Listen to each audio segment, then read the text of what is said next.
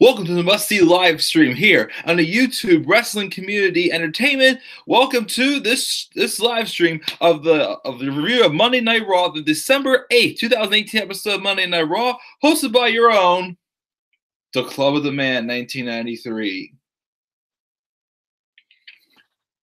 What's going on, guys? I had to put the shades on. Nah, I don't know. I just felt like doing like some type of like a typical, type of Miz imitation intro since the Miz returned tonight. And I also got this new hoodie for Christmas, and I decided it looked pretty cool on me, so I thought I would just wear it for the heck of it. But yes, guys, what's going on? This is a Club of the Man 1993 coming at you for the second live Raw review of 2018 from the January 8th episode of Monday Night Raw. As always, we'll take a look back at everything that happened on the show. As far as this show went, it was strange because it started off, first hour was trash. For the most part, it was garbage. Second hour had its peaks, but it had also its moments where it was still hanging out, but it was better than the first hour. The third hour, though, I thought was pretty good. The third hour did kind of give me this show, get me a little more excited to talk about the show as well. We had a couple shocking events happen as well. We had an extreme moment, and then, a pretty solid main event, I felt, for the most part, giving a new stable a good win to give them some momentum moving forward. So, live chat, if you're present in the live chat, please, as well, just make sure to, participate in that as well. Or if afterwards, leave your comments down below, as always. And let's get into this live review for Monday Night Raw, which took place in Memphis, Tennessee. The show opens up, showing highlights from the last week's match, the Intercontinental Championship between Samoa Joe and Roman Reigns. A really good match. Reigns won that match to defeat Samoa Joe. I know some people were a little upset that Joe didn't win that match. I mean, I was disappointed as well, but Reigns won again. I can't complain. I've been pleased with his Intercontinental title run, and I do hope that, wherever he does drop that title, which I could see a possible scenario after what happened tonight, happening in a couple weeks on the 25th episode of Raw. So we'll see what possibly happens there. And also, we advertised tonight that Brock Lesnar will be in the building once again to address his situation. We'll just talk about, again, what's been going on with his build for his match at the Royal Rumble, which I'm still not that quite interested in because of the setup for it. But again, I digress. I'm not going to keep repeating myself, and we will get right into this and talk about that a little bit later. So Roman makes his way down to the ring to start off, and he talks about all the hype, how Joe said he would be ready for him, but unfortunately Joe wasn't ready for him. When it was time to put up or shut up, Joe was silenced, and he retained the Intercontinental Championship. And it's not that he's better than Joe. It's that he was fighting for a purpose. He was fighting for his brother, Dean Ambrose. He says, with Dean on my mind, I want to rush to the locker room. If you mess with one of the Shield members, you mess with all of us. But that's last week. This is this week. So now he's about to say just what's next. But then Jason Jordan came in. Of course, Jason Jordan comes in and cuts another clumsy promo again, just making us laugh our rear ends off. Well, myself laugh my rear end off once again. Well, I had to watch this segment on YouTube after a little bit later on the show because I missed the first 10 minutes of Raw tonight because I went to Brewster's to get some ice cream to treat myself because, what the heck, felt like it. But we got Jason Jordan making his way to the ring, and Jason Jordan goes there. He acts like, this guy who's just trying to, fit in with this new club, and he just does not fit in at all. People look at him like he's complete nuts. Like Rollins and Reigns' reaction in this whole promo, whenever Jordan's around, it's just completely priceless. It's just like, whatnot. It's like, why is this guy here? But I still enjoy it. Anyways, Jordan comes in. He mentions how, I watched your last match last week. I had goosebumps. And the first time in my life, I felt like I was part of something meaningful. Since Reigns says, someone messes with one of us, they mess with all of them. And on behalf of his partner, Seth Rollins, he wants to say that Roman proved that this is his yard, baby. I don't know what was funnier, the way he said that or the way Jordan mentioned the thing about believe that last week in the locker room. I don't know which one was funnier. You guys be the judge in the live chat or the comment section after watching it. Still nobody in the live chat. It's all right. So on behalf of him and Seth, he wants to thank Reigns, and he offers him a fist bump. But Rollins comes out, and Seth's like, I appreciate what you're trying to do, but he still has a lot to learn. Last week, he had to be taught about teamwork. That went pretty well, but this week, man, they really have to work on his timing. Jordan I know Jordan, Jordan means well, but he's stepping on Roman's moment. And Jordan says that this is everyone's moment. Just as Roman took care of Joe, he and Rollins took care of the bar, and now they're all champions and they run this show. Roman tells him to cut the we stuff out. He has a team with Seth, but he's the guy. And then Jason launches pretty much, just pretty much copies Dean Ambrose saying we can take on like how many guys, whatnot. And he says, it may not be the Shield, but they're the most dominating three-man group in the WWE. It's just like, again, it's giving those looks like you just sound ridiculous, man. It's like, just a new guy in like a group. Like, this is not how we run stuff here. Which should be the case. Again, this is leading to Jason Jordan turning heel eventually. But then, and then out comes not just the club, but the Balor Club. Finn questions the idea that the Shield are the most dominant group. This group is the most dominant group in the WWE. He's like, I've been teaming with Gallows and Anderson for 10 years before Jason Jordan found out that Kurt Angle was his dad. Anderson says that they've been teaming together for a good long time, and they're even more special. There's even a special on the WWE Network about it. Gallows says when Finn Balor came to WWE, they knew it was time to stand alone, and they did, winning the tag titles while Balor made history becoming the first ever Universal Champion. They, of course, they too sweet, and Machine Gun continues, saying eventually they knew the three of them would come together and take this place over. That day was last Monday. So just like Jason, they're excited. And 2018 is the year of Balor Club. Of course, Jordan just makes fun of him and says he's happy to be part of the Champions Club, as he called the three of them. Once again, a bunch of face palming and just like, what the heck are you doing here, man? By Rollins and Reigns as well. I'm sure Ambrose would be doing the same thing, watching from home. Anderson then asks if the new version of the Shield, that's a new version of Shield, and Finn points out that the architect, there's a big dog, but no lunatic fringe. Instead, he sees what do you call them now? And then of course, Gallows goes, nerds. Can we please, we're gonna keep the Balor Club together. Can we please just get rid of that whole thing, the nerdometer shirts, whatever? Because I do not like it. Actually, you know what? Now I have more room on my desk since I took my Christmas stuff down today. I put the list right here. It's much easier to reach. You know what happens when a shirt takes over what a stable should really look like, and you know what happens when you add comedy to the club, the nerdometer? You just made the list.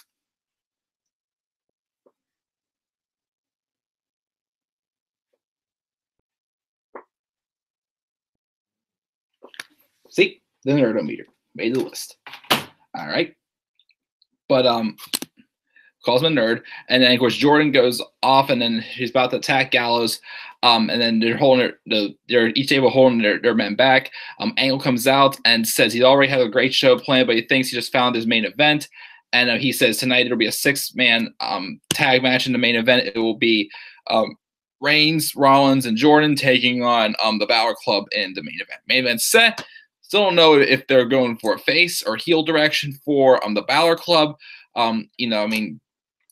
Some pull off some heel tactics here somewhat, but still the way they treat them in main event, they still seem like baby faces to me somewhat. So, we'll see what happens down the line. I still can't determine whether or not where they're going with this, but once again, we'll see where we're going as well. And the Raw tag title picture they get a little interesting as well with the shocking victory tonight, but we'll talk about that.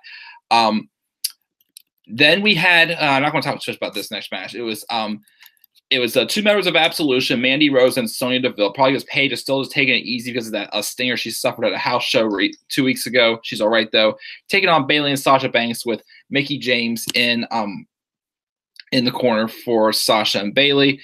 How many times have we seen this match again? It just keeps on happening. Can we just get something fresh in there? It's the thing about the women's division right now. I keep saying it's mainly all heels except for just a couple baby faces here and there. So we're getting the same exact matches every single week. I love Absolution. I love how they build them up pretty dominant, but sorry, they need to get some fresh opponents in there, or even some singles matches as well. Except of these constant tag matches. Sasha Banks gets Mandy Rose to tap out to the bank statement. Paige of course wasn't happy about that loss as well. And then we got some hype for the 25th anniversary of Raw comes soon in 2 weeks, which we could find out what our most likely main event is going to be for that show.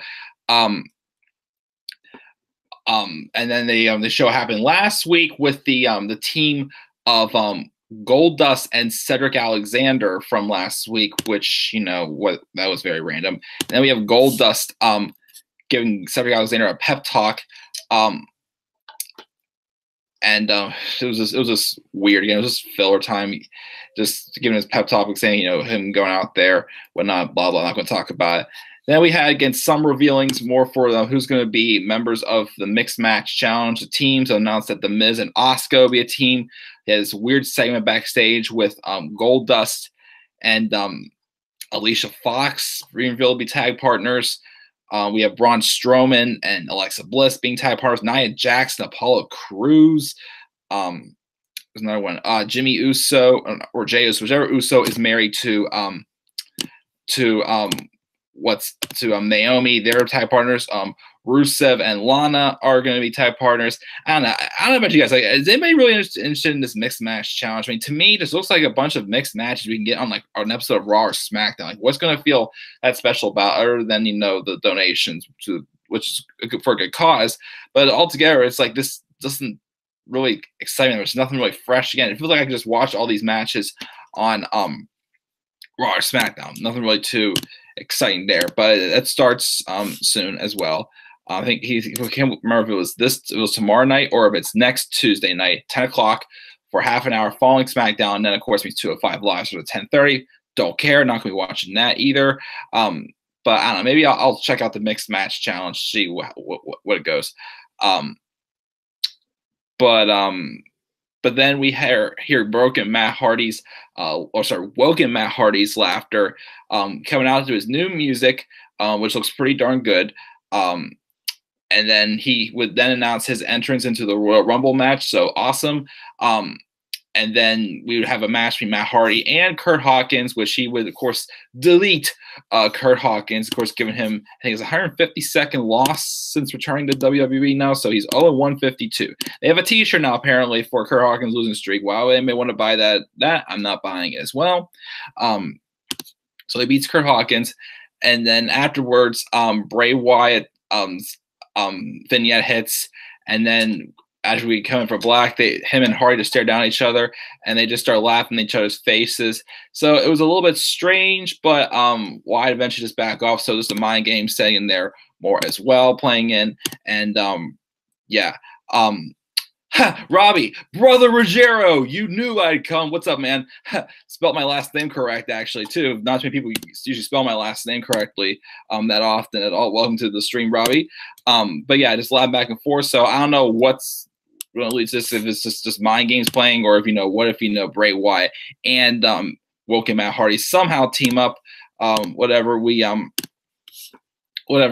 see, but it was there. We then have Elias in the ring, which again I'm still hoping Elias enters the Rumble at number 1, and we get oh hey TN Coupon, what's up, man?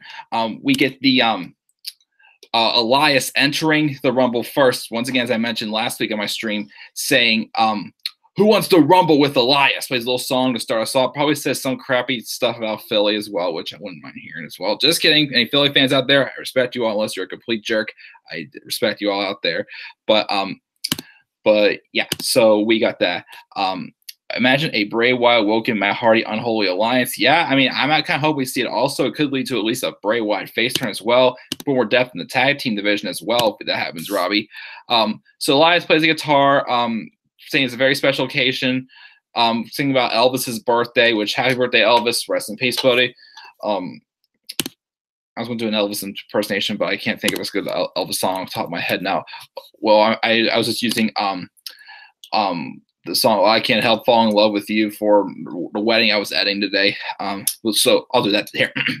But I can't help falling in love with you.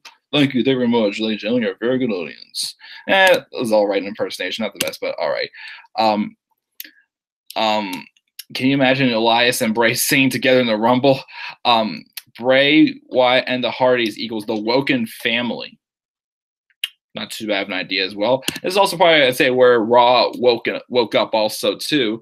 But Elias also welcomes back The Miz, who returned after being absent for 6 weeks after he was written off television when he lost the Intercontinental Championship to Roman Reigns. And I still like how, The Miz was like, after Raw went off the air that night, The Miz was just, trashing the crowd. And then he turns around and says, "'Cause I'm The Miz and I'm awesome." Oh, shoot. And then just gets beat down, thrown to the table. That wrote him off. He was gone for 6 weeks again to film Marine 6. Becky Lynch was with him also. So he came back. He comes out with the Miz Taraj. And at first, Axel, he was endorsing Axel and Dallas. And they were just thanking the Miz for everything they did for him in 2017. And of course, for first Dallas and Axel, which I gotta mention also, with the new hair look that Dallas is showing off, I thought it was like maybe either Killing Dane or Cash's owner, but he was really looking like one of them with that hairdo he has going on there. Anyways, so and after Dallas and Axel first are fighting over gifts like from all this stuff, and the Miz is like, just settle down, guys.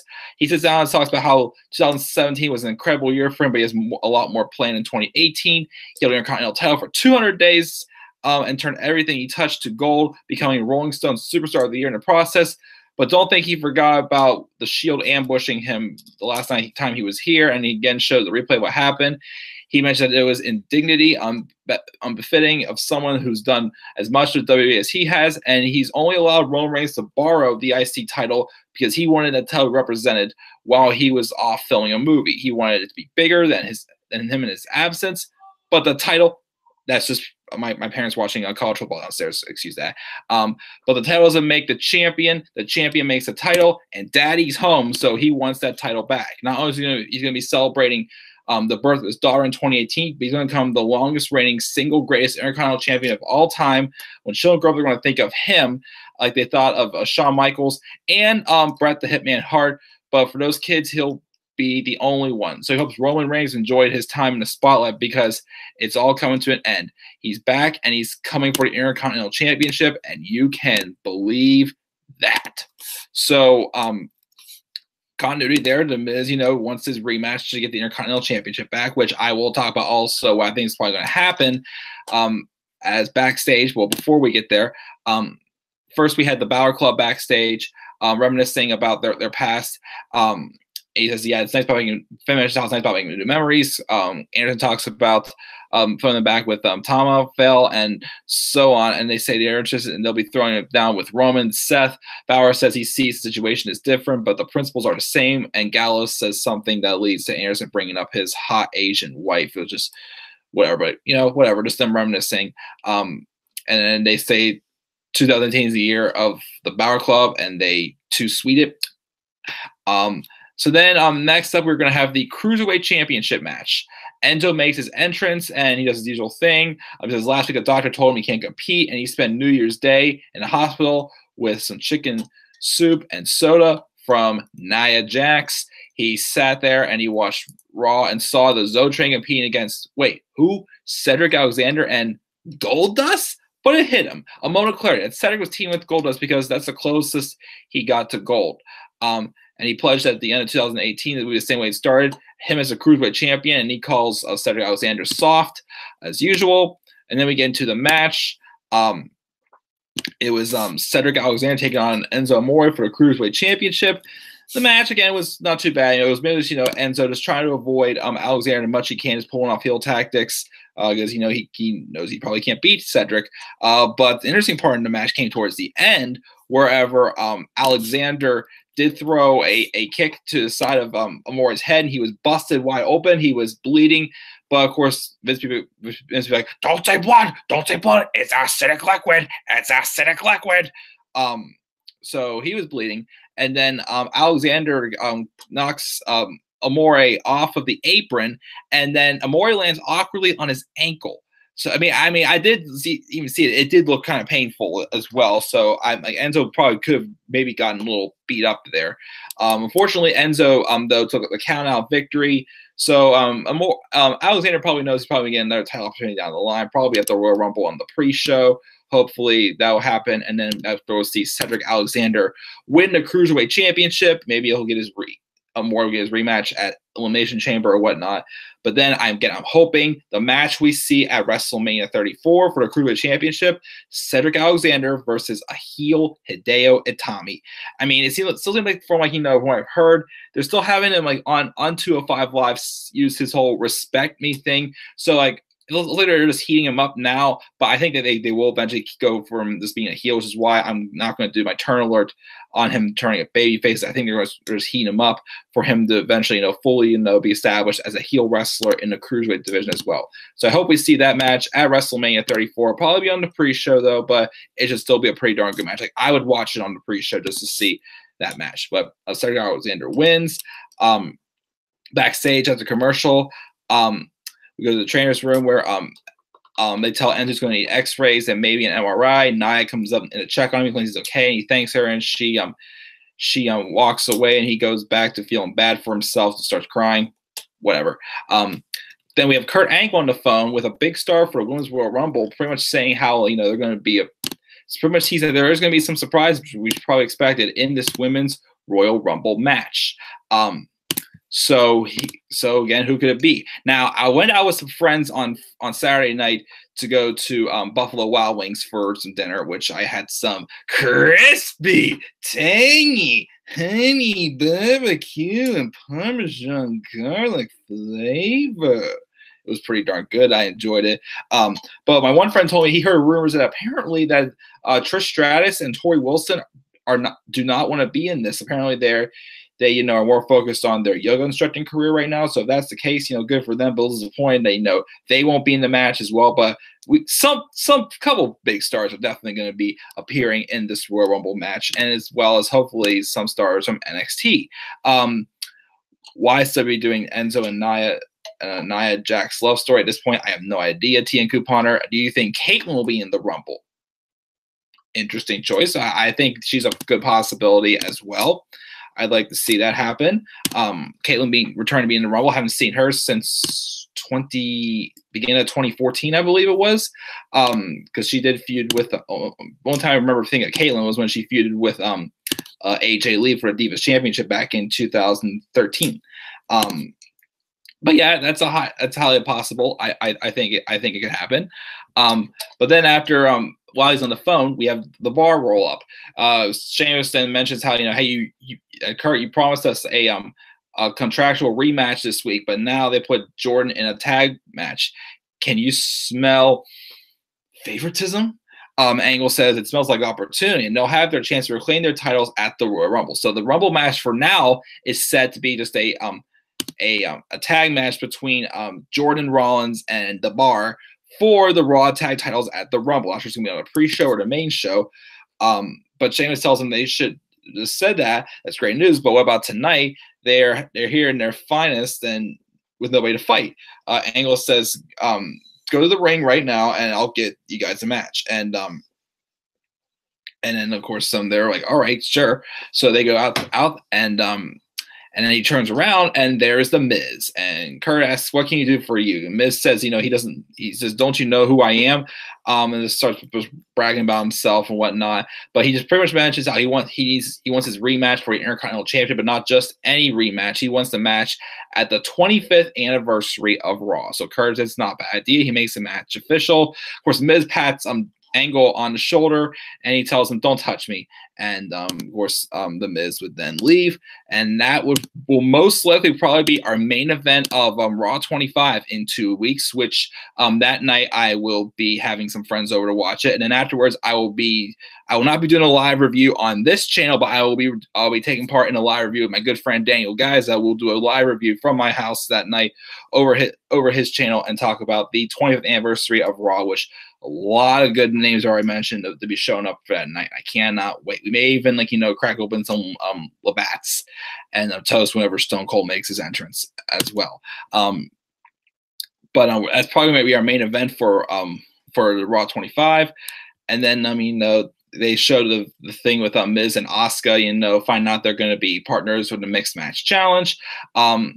We then go to the locker room where Asuka is just warming up, and Alexa Bliss comes out, and she says that Asuka got lucky last week. She should enjoy while it lasts, her luck will run out, and she wouldn't want to be her when Nia Jax find out what she called her, and it's like, what? So Asuka's confused as well.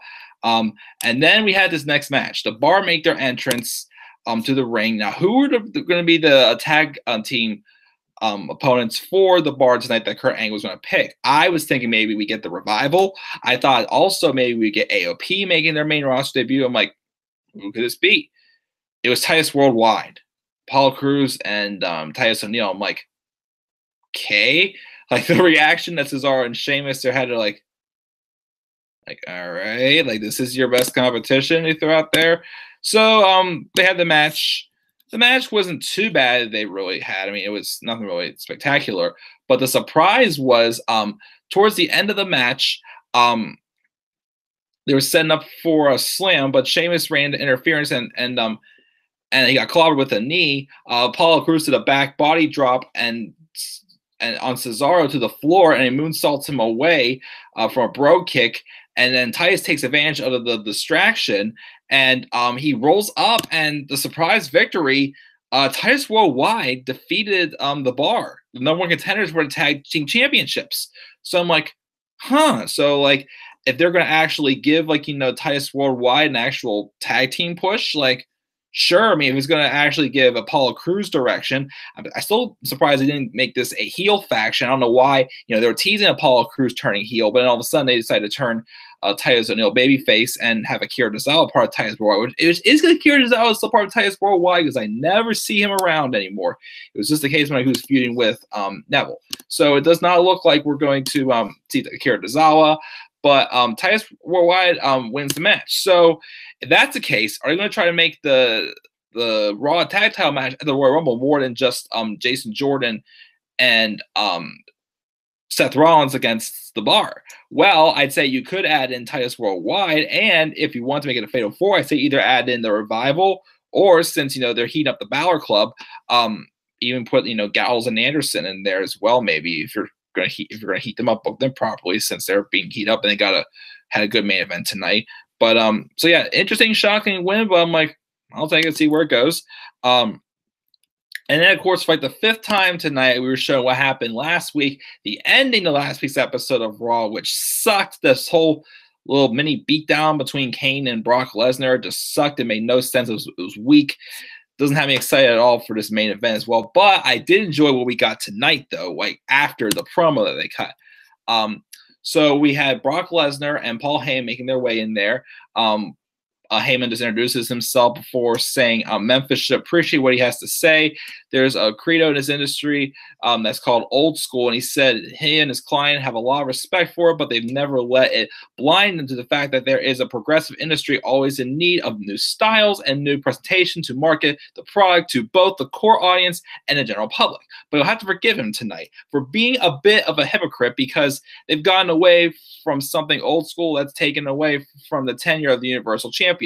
Old school way of running a Universal Champion match is to find them a challenger one-on-one to set up and challenge a champion, saying he's worth of taking on the baddest dude on the planet. And we've gone away from that because the Universal Championship hasn't been marketed as who can step up, but rather how can Brock Lesnar survive this predicament, which, I mean, gotta be real, is true. I mean, how many times has Brock Lesnar been booked like this year in like, fatal 4-way or triple threat matches, or just like these big, matches with Behemoth? It's pretty much true, just throwing the title on Brock Lesnar, just have him come out there like, 5 times a year and just defend it for no reason at all. Just keep it and then just, go away for how long, even though there was a rule for 30 days, you have to defend that title, but that's not the case with Brock Lesnar, which is again why I would like to be off Brock Lesnar. You should have dropped the Braun Strowman at No Mercy. That was just the way that match went down. Was just, it made Braun Strowman look weak for a night pretty much. TN Couponer says, do you think for pre-show a tag title match for the Rumble? It's possible that could happen as well, depending on what the rest of the card is. And Robbie's Mike match, this Triple H American Alpha re-Christian American Game versus Kurt Angle and Team Angle at WrestleMania 34. That'd be interesting. I wouldn't mind seeing that at all. Once again, as always, hashtag please sign Robbie. But anyways, getting back to this promo. Again, it's pretty much, not about the Universal title, where it's about if Brock Lesnar can survive. And they don't like it. And Brock Lesnar thinks the whole concept sucks, but they're not out here whining and whatnot, because last week Brock took Kane's best shot and laughed in his face the same way he will at the Rumble. So, Brock Lesnar versus Kane versus Braun is going to be Beast versus Monster versus Machine. Where we're going here, but Brock doesn't walk in with a cliffhanger on how he'll survive. The only question is, will he pin Kane, will he pin Strowman, or will he stack them up and pin them both? He calls Brock the most dominating champion in history and promises there's not a living being alive that can put him down. Goldberg, remember that, Paul. But as they go to leave, you hear the crowd start cheering. I'm like, oh, maybe this is Strowman coming up. Nope, it's Kane attacking from behind. And they take the fight, though, backstage. Just trading punches. People getting in the way as well. But all of a sudden, here comes Braun Strowman. I'm like, okay, what's Braun going to do this time? What could he possibly do now? Since, he's the beatdown on Roman pretty much set the bar for him pretty high. Just him being down Strowman through tables. Lesnar through tables, like he did lead up to their No Mercy match, was like, what else could he possibly do? Well, he went pretty nuts here for this attack. He throws Brock through a table and clobbers Kane with a huge road case, like similar to the one that was used to hurt Dean Ambrose off of television. But he chucks the case onto Kane, and I'm like, okay, dang, Braun's already doing it. I think even like whenever he threw Brock through the table, like there was like some speakers or something like right above the table that fell in and fell down like on top of Brock, and I'm like, okay, this is pretty good destruction here as well. But then he goes even further. He opens up another case. I'm like, okay, what's he gonna do? Just throw another case in? Like, what's he possibly gonna do this time? He starts digging through it, and I'm like, what? Like, what's he doing here? All of a sudden, he grabs a grappling hook. And at first I didn't register what it was. Like, grapple. What's this thing? Also, I just thought of Inspector Gadget back in the scene where Inspector Gadget launched a grappling hook up to the top of the steel building in Pittsburgh and went launching up there in that movie. And I'm like, oh shit, what's he gonna do with the grappling hook? He looks up and at the let's see the scaffold. He throws the grappling hook up onto the scaffold.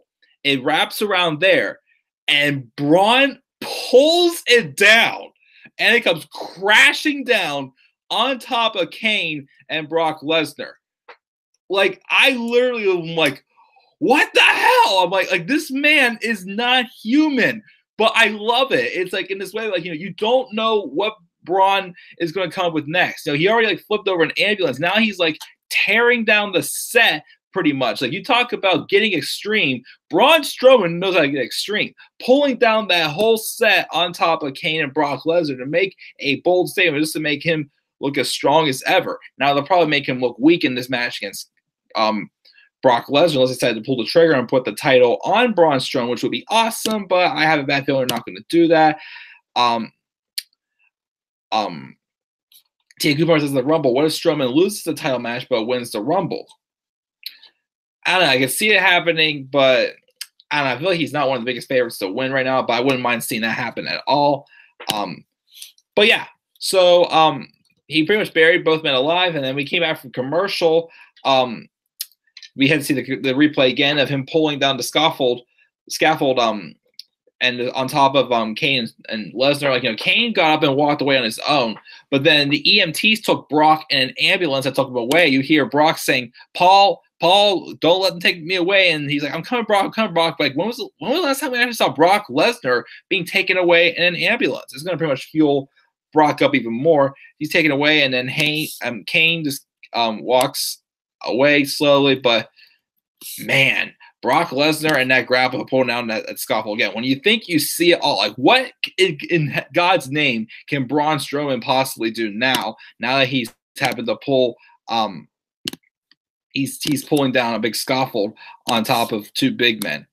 Wow. Then we got this next match, Rhino and Samoa Joe. Pretty much just a squash match to put over Samoa Joe, give him another good victory.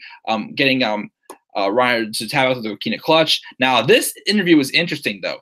Joe was interviewed saying that last week wasn't a loss. You see, Roman's little win was merely a a horrific victory, which is one that comes such a great cost, you might as well have marked it as a loss. He claims he's beaten years off of Roman's career every time he steps in the ring with him, and the cracks in the foundation are showing.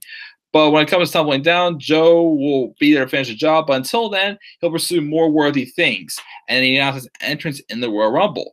He asked about others entering the Rumble match. Well, he mentioned, Randy Orton, Shinsuke Nakamura. Well, the interview I mentioned all that, Finn Balor. And then when they said John Cena, Joe's like, whoa, John Cena. And then he said, when it comes to John Cena's career, that's going to be a name that he'll never forget, and he'll be the first man that he eliminates. So I'm like, WrestleMania 34 match right there. That's the match I want to see for Samoa Joe. Him and John Cena at WrestleMania 34. Like, the seeds are planting. We got to see it now with the tease at this point. So I think that's what we got there. I think it's going to be a pretty darn good match. Hopefully, Cena will put Joe over at this WrestleMania, and Joe will get a big, monumental win to skyrocket him momentum, even more momentum into his main roster career. But then we have Nia Jax backstage, and Alexa Bliss pulls her aside and says, "Hey, how's Enzo doing?" And Nia says that he'll be fine, but she knows Alexa doesn't care.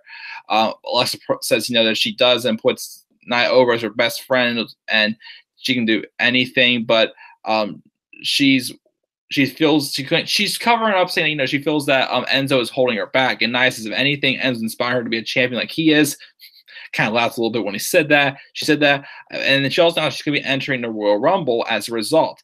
And Alexa's like, yeah, she's your favorite to win, but everybody thinks Asuka's going to win. So if she could just take Asuka out, they could have their dream match at WrestleMania. And of course, Nia sees right through, Alexa just toying her around. And says Asuka and her are on a collision course already, but she's curious. What did Asuka say? And then Alexa tries to, say, don't worry about it. It's just going to upset you. Everything's going to be fine, whatnot. It's going to make you really angry. But Asuka, Nia keeps pressing. They're like, what did Asuka say? And she pulls Nia in and whispers it so no one can hear. And then Nia says, that's funny. Do you know how to speak Japanese? And Alexa's like, no. And she's like, yeah, because Asuka doesn't know how to speak English.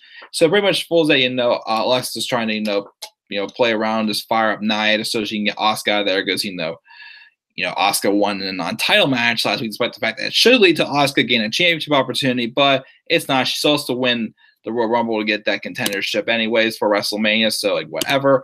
I still want to take away that match was still good last week, but still the booking just didn't quite make sense, as I ranted a few weeks ago about this whole idea, when do number of contenderships come in and how do title opportunities come about. It's just weird. But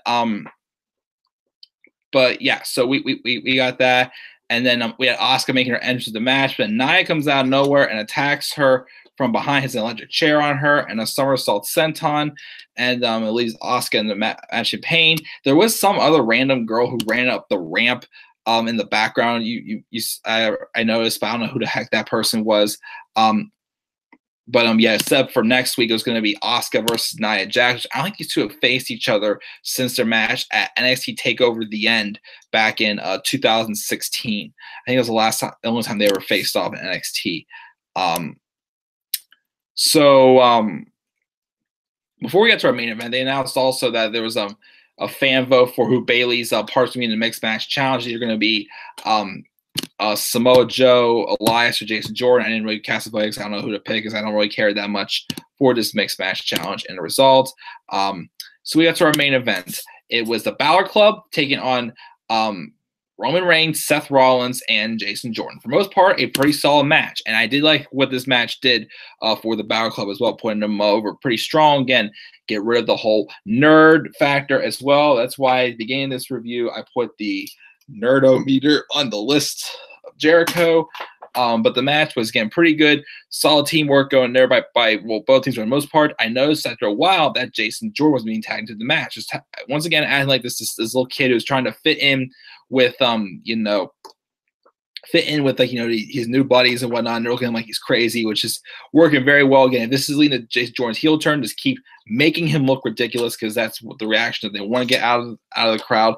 He didn't get into the match. The interesting part though came towards the end of the match, wherever Jordan stepped in trying to cause a distraction, and because of that, they didn't see Rollins tag in Roman. And the referee was waving off Roman, saying, "No, no, no, you're not in this match." He tagged me in, like, "No, no, no, you're not. You weren't tagged in," and he didn't believe him. So because of that, they hit the Magic Killer on Rollins, and then then Jordan's going to try and talk some sense into Rollins, and then Balor just knocks them both into the corner, and Jordan gets out of the way, and Roman was already outside. He speared Gallows and Anderson and beat them up outside. But then Balor hits a coup de grace on Rollins to get the victory. So thanks to Jason Jordan's distraction, the Balor Club picked up still a really solid victory, making them look good. They just walked out. But again, I don't know where not the Balor Club is heel or babyface at this point still. But it was a good victory by them to get the momentum going, keep the storyline going. And then afterwards, like you see, Reigns is telling him, "What are you doing? What was this all about?" Whatnot, because he was angry. What happens? And then all of a sudden we have the Miz and the Miztourage coming out to attack, attacking Jordan Rollins because their main target is Roman, and they just assaulted him, and they set him up to hit the skull crushing finale. But then they about to leave. They decided they need to do one more thing before they leave, and the Miz imitates Roman, calls for the triple power bomb that the Shield would normally do, and he hits the triple power bomb, and then just send a message that, "Hey, I'm coming back for your Intercontinental title." So setting up for the most likely main event of the 20th anniversary of Raw in 2 weeks. Will probably be the Miz taking on Roman Reigns for Intercontinental Championship, and I'm wondering, is this gonna be where if Jason Jordan could be the one at ringside costing Roman the Intercontinental Championship? Because you look at it, even though I keep saying I don't want Jason Jordan just be filling Dean Ambrose's shoes, because I really don't want to see Seth Rollins versus Jason Jordan at WrestleMania. It's not a WrestleMania match to me. But I am hoping that I'm not saying hope, but I think I'm predicting this is going to happen. Jordan's going to cost Roman the Intercontinental Championship at Raw 25. It'll be put back on the Miz, and then he could even screw up also at the Royal Rumble, and then hopefully it will lead to Jason Jordan turning heel. But again, just don't lead to a match between Seth Rollins and Jason Jordan for Mania. I'm sorry, it's not really a Mania-worthy match. If you want to do it at Elimination Chamber or on a Raw beforehand, fine. But not at WrestleMania. I want to see Seth Rollins versus Jason Jordan. I want to see him completely just fill Dean Ambrose's shoes. But that's how we go off Raw, with the Miztourage attacking Roman Reigns, and again setting up for the main event Intercontinental title match in 2 weeks on Raw 25. And that's how we close out the show. So for the most part, this Raw started off pretty trashy, slowly got better, but it still wasn't like, an amazing show to me. It was a little, again, consistent, but got better. I did, enjoy the main event. I like the stuff with Braun Strowman pulling down the set on top of Lesnar and Kane. I like the tease for the Joe and Cena match as well. So we did get some good stuff on the show, but it wasn't like, it was decent because it started off slow, but it progressively got better as time went on. So before I go off the air, of course, let me just look over my polls. I had 2 polls tonight. I had 11 votes for the poll of will Jason Jordan cost Roman Reigns the IC title at Raw 25? At 11 votes, 91% says yes, yes, yes, and only 9% says no, no, no. And what grade would you give this week's episode of Raw? 7 votes, 29% said A, 57% said B, 14% said C, and nobody said D. I was a little surprised. Again, this is a little bit of like a weird episode of Raw. But if I give this Raw grade, I'm going to give it a C+. Again, like it started off kind of trashy, got better the second hour. Third hour I thought was probably its best but it was still a strange episode. I'll give it a C+ for grade. What grade would you give this episode of Raw? Leave your thoughts down in the comment section below. Thank you for Robbie and T and Couponer for joining me in the live chat. And be sure to always click that like and subscribe or content on the channel. Follow me on Twitter, Air93. I'm sorry also I didn't get to do any Rumble reviews today. Again, I had a couple other things just hit me with my jobs. I got busy with that and didn't get to watch any Rumbles today. So I'll hopefully get back to this. I'll watch one tonight before I go to bed. I get early tomorrow. I want to get back to Shaps 2000 as well. But I will be back up here live for my live SmackDown review tomorrow night as well, right after SmackDown takes place. And we'll see what goes on there as we head further into, the build and the tension between Shane McMahon and Daniel Bryan. So thank you guys again for tuning in for this live review. Take care as well, T Couponer. And until then, guys, I am signing out. And until then, guys, have a great night.